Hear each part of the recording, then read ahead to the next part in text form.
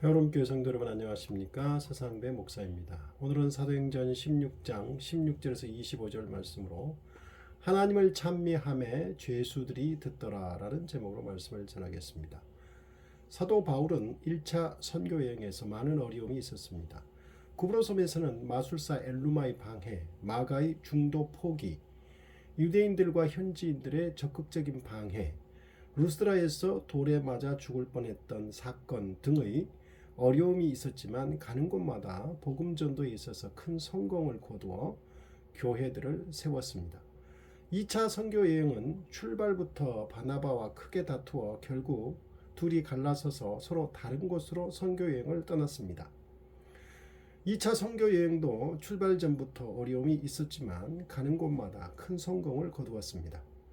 1차 선교 여행 후 예루살렘 총회의 결의는 이방인 선교의 걸림돌을 해결해 주었습니다. 바울 일행은 2차 선교 여행에서 그 결의를 이방인 교회들에게 전달한 결과 첫째, 교회들이 믿음에 견고하게 되었습니다. 둘째, 교회들이 날마다 수적으로 증가했습니다. 바울은 이렇게 아시아 지역에서 큰 성공을 거두었기 때문에 계속 아시아에서 사역하기를 원했습니다. 하지만 복음 전도는 사역자의 의지에 따라서 이루어지는 것은 아니었습니다. 성령의 의지에 의해 두 번이나 방향이 바뀌었습니다. 사도 바울은 아시아에서 복음 전도에 크게 성공함으로써 계속 아시아를 공략하려고 했으나 성령께서 두 번이나 막았습니다. 결국 사도 바울은 마게도냐로 건너가는 길목인 드로아까지 이르렀고 마게도냐 사람 하나가 그곳으로 건너와 자신들을 도우라는 환상을 보고 바울 일행은 230km가 넘는 바닷길을 이틀 만에 건너서 마게도냐의 빌립보에 이르렀습니다. 빌립보에는 하나님께서 빌립보 교회를 세우는데 중심 역할을 할 루디아라는 여인을 준비하고 계셨습니다. 하나님께서는 바울의 설교를 듣고 있던 루디아의 마음을 열어 복음을 받아들이게 하였고 그녀의 온 집이 세례를 받았습니다. 그녀는 하나님을 경외하는 믿음이 좋아 선교사 일행에게 자신의 집을 제공하였을 뿐만 아니라 후에는 빌립보 교회의 모임 장소로 제공하기도 했습니다. 바울 일행은 넓고 편한 루디아 집에 머물면서 빌립보에서 복음 전도를 할 수 있게 되었습니다. 이렇게 교회가 세워질 때 대부분 루디아처럼 헌신하도록 준비된 사람이 있습니다. 그런데 루디아 가정을 중심으로 빌립보에서 복음이 전파되어 교회가 세워지는 과정에서 전혀 예상하지 못한 사건이 벌어지고 말았습니다. 바울 일행이 복음을 전하기 위해 기도처로 가는 길에 점치는 귀신 들린 여종을 만났습니다. 그녀는 바울 일행을 따라오며 이 사람들은 지극히 높은 하나님의 종으로서 구원의 길을 너희에게 전하는 자라고 소리지르며 방해했습니다. 귀신 들린 여종이 외치는 말은 거짓이 아니라 진리였습니다. 그런데 바울은 여종이 여러 날 이렇게 외쳐대니까 심히 괴로워했습니다. 귀신 들린 여종의 말은 진리였지만 결국 복음 전도를 방해한 것입니다. 사단이 교회를 위하는 채 하면서 사실상 교회를 파괴하려는 전략에서 비롯된 것임을 알 수 있습니다. 복음서에서도 귀신들이 예수님에 관하여 진리를 말했다고 기록되어 있습니다. 대부분의 사람들이 예수님이 하나님의 아들이라는 것을 부인했을 때 귀신은 예수님께 이렇게 말했습니다. 당신은 지극히 높으신 하나님의 아들입니다. 그러나 이 진리를 말한 귀신에게 예수님은 더러운 귀신아 잠잠하고 그 사람에게서 나오라고 명하심으로써 귀신을 내쫓으셨습니다. 예수님은 귀신이 진리에 대하여 말하는 증거를 거부하셨습니다. 바울 사도는 여러 날을 따라와 방해하는 여종이 귀신 들렸음을 파악하고 예수 그리스도의 이름으로 여종에게서 귀신을 내쫓아 버렸습니다. 불쌍한 여종이 예수님의 이름으로 치료함을 받았습니다. 그런데 문제는 귀신 들린 여종이 점치는 것으로 돈을 벌던 주인들이 자신들의 수입원이 끊기자 분노하여 바울과 실라를 붙잡아 관원들에게 고발했습니다. 귀신이 여종에게서 쫓겨나므로 그녀가 더 이상 점을 칠 수 없게 되므로 여종의 주인들은 분노한 것입니다. 그들에게 여종은 단지 자신들에게 수익을 내주는 도구일 뿐 사람이 아니었습니다. 그 여인의 주인들은 이렇게 악하면서도 영리했습니다. 그들은 그들이 분노한 진짜 이유인 돈 문제를 숨겼습니다. 그리고 바울과 실라가 유대인인 것을 강조하여 인종차별을 유도하고 빌립보 성을 심히 소란하게 하고 허가되지 않은 종교를 전파한다고 고발했습니다. 그들의 선동으로 갑자기 많은 군중이 광장으로 몰려들었고 관원들은 부하들에게 두 사람의 옷을 벗기고 채찍으로 매질을 한 후 감옥에 가두고 지키게 했습니다. 바울과 실라는 이렇게 감옥에 갇히게 되었는데 한밤중에 주께 기도와 찬송을 드렸습니다. 채찍으로 매를 심하게 맞음으로 한밤중이 되어서야 정신이 들었고 정신이 들자마자 두 사람의 입에서는 기도와 찬송이 나온 것입니다. 고난 중에도 기뻐하는 신앙인의 모습을 보여주는 장면입니다. 억울함과 원망이 입에서 전혀 나오지 않았습니다. 오히려 마음속에 그런 것이 하나도 없었다는 것입니다. 오히려 두 사람 모두 기도하고 찬미하였습니다. 여기서 찬미는 예수님이 십자가 고난을 앞두고 성만찬을 마치고 제자들과 함께 감람산으로 가면서 찬미했던 것과 동일한 찬송입니다. 여기서 찬미는 영적 헌신의 표현으로 고통을 당하고서라도 남은 힘까지도 자신의 것이 아니라 하나님의 것임을 고백하는 믿음입니다. 두 사람은 찬송 속에서 모든 것을 다 하나님께 드렸습니다. 그리고 두 사람은 기적적인 구출을 바라는 간구를 드린 것은 아닌 것 같습니다.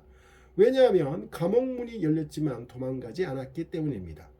두 사람이 드린 기도는 아마도 끝까지 헌신을 드리는 기도였을 것입니다.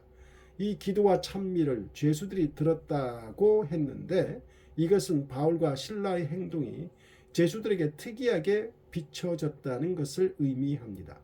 그들은 매를 맞고도 노래하는 사람들이니 도무지 이해할 수 없었고 그들은 낯선 사람들이며 쥐리 다른 사람들로 비춰진 것입니다. 이것이 바울과 실라가 고난 중에도 보여진 진정한 그리스도인의 모습입니다. 그리고 이 모습은 곧이어 간수와 그 온 집이 예수님을 영접하고 세례를 받게 된 계기가 되었습니다. 만약에 바울과 실라가 기적으로 쇠사슬이 풀리고 감옥문이 열렸을 때 그대로 나가 버렸다면 제수는 자결함으로 생을 마감해 버렸을 것입니다. 그랬다면 주 예수를 믿으라 그리하면 너와 내 집이 구원을 받으리라는 이 중요한 말씀이 기록되지 못했을 것입니다.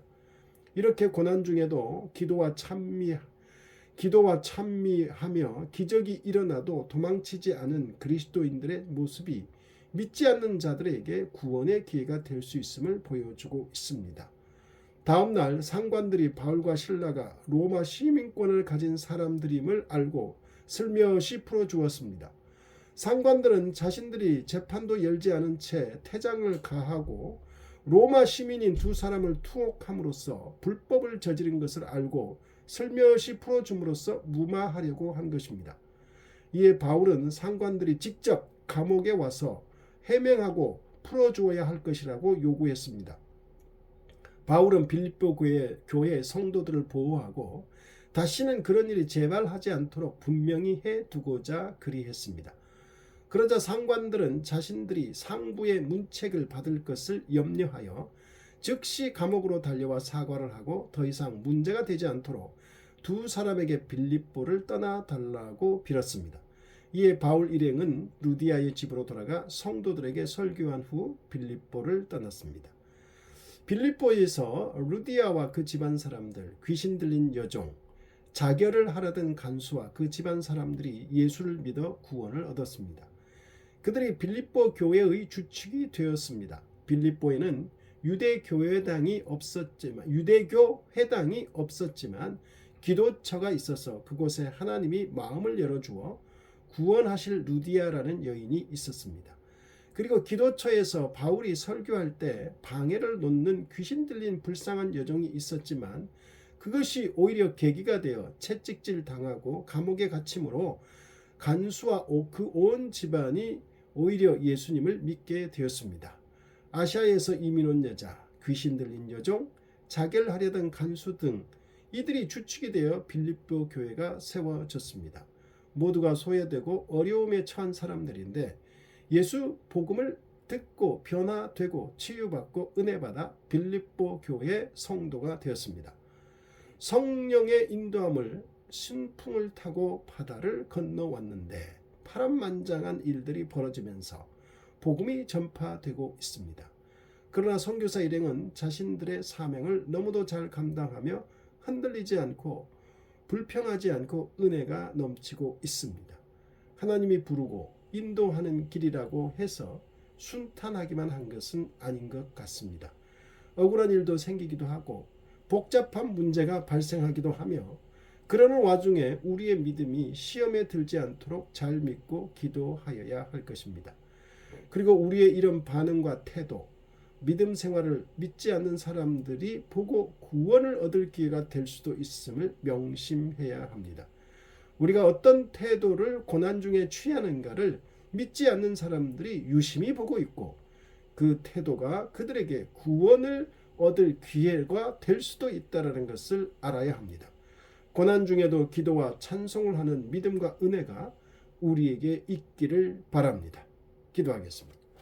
하나님 아버지, 사도 바울 일행이 성령의 인도함을 따라 아시아에서의 사역을 포기하고 마게도냐로 건너갔을 때 빌립보에서 놀라운 일들이 벌어졌습니다. 하나님, 그곳에서 하나님의 역사가 일어났는데 여러 소외되고 어려움 당한 분들이 예수를 믿어 구원 얻는 생각지도 못한 일들이 벌어졌습니다.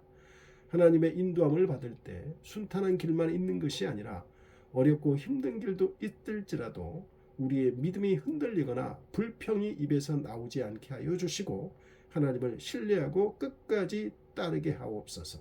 예수님 이름으로 기도드립니다. 아멘.